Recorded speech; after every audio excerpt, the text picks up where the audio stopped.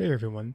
So up until now, we've been dealing with data sets that only have just a few columns in it or just a few number of features that we're dealing with when creating our machine learning models in ML.NET.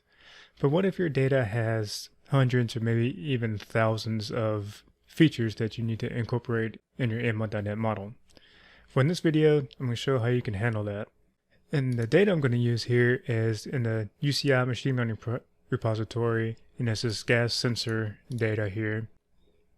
And you see it has a high number of attributes. I'll be using a bit of a subset of this data that they also provide here. And let's actually take a look at the data we're dealing with. So we see we have several different text and numerical columns here.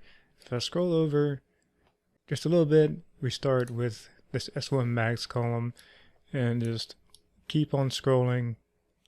So we have hundreds of different columns here, all numerical columns. So it's just a lot of columns we have to deal with. We definitely don't want to be writing classes with all of those properties. So how can we do this in ML.NET? So we're in Visual Studio in the console project. Let's install ML.NET here using version 1.4. Bring over my data here and make sure it copies over. Alright, so we can go ahead and get started, create our context. In the context, and go ahead and read in our data, context.data, load from text file. And I'm going to call this sensor data as our input schema. It's going to be features.csv. See, I'm going to say has header as false, and then the separator character is going to be a comma. And let's create this class in a new file. Alright, so this is where the magic is going to happen to read all that data. So let's go back into our data set here. So we see we have kind of a mix of numerical and I get looks like categorical columns here. And feel free to read the attribute information in this page if you want to learn more about it. But it looks like these first few columns here are kind of metadata, which gives it information about the data.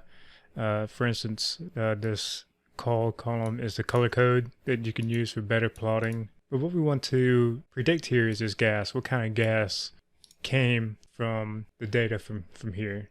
So let's get started. You're going to do load column for the first one, and that first one is going to be a float, and that's the experience number. Now we load all these items, but we're not necessarily going to use all of them, just so we can load everything in and then use it in our pipeline whenever we need to. And the next one is going to be a string. It's going to be the batch number of the data, and the next one is going to be the acetone concentration. I do another float. It's going to be ethanol concentration, and the next one is going to be that gas. So it's going to be a string gas. That's what we're going to be predicting. And we have a couple of other ones that we want to manually bring in.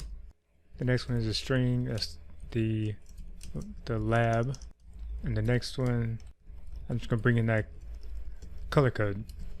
And then after this color code here, that's where all those floats are going to start appearing. So we want to capture everything from S1 max all the way to the end. And instead of having to do a single property for each of those, what we can do is load column, and it has an overload here. So instead of just a single column index, we can give it a start and an end numbers here. So we start at 7, and then I did a little bit of calculations, and I saw that there's 431 column indexes left. So there's 432 columns in total. And then I'm going to create that as a vector type, and it's going to be 431 length 431, and that's going to be a float array, and I'm just going to call that features. So from here, this is the magic that's going to capture all those other columns. It's going to be a float array. So if we come back here to our main project, into our program, now we can create our pipeline. Context that transforms. I'm going to do a conversion. I'm going to do a map the value to key, and the output column is going to be label, and I'm going to input column is going to be the gas. So it's going to map the gas string values into a numerical value as the label. And then I'm just going to append a multi-class classification trainer, and I'll do one of these maximum entropy trainers here. And I will get my model by doing a pipeline.fit on my data, and I'll get some predictions just by doing the model.transform on the data. And I can get some metrics from it. Context of multi-class classification. I'll evaluate. I'll send in those prediction values. And then I can write out to the console. I'm going to use the log loss metric. Metrics.log loss. And the log loss closer to 0 tells you that it's a good model. And I'll just do console.relearn. Alright, so let's run this and see what we get. We got log loss of about 45%, so kind of in the middle there.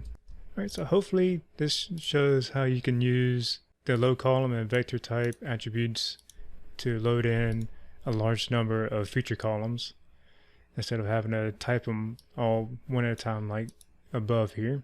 And with that, I'll end things there. I hope you enjoyed the video, and I'll see y'all next time. Thanks.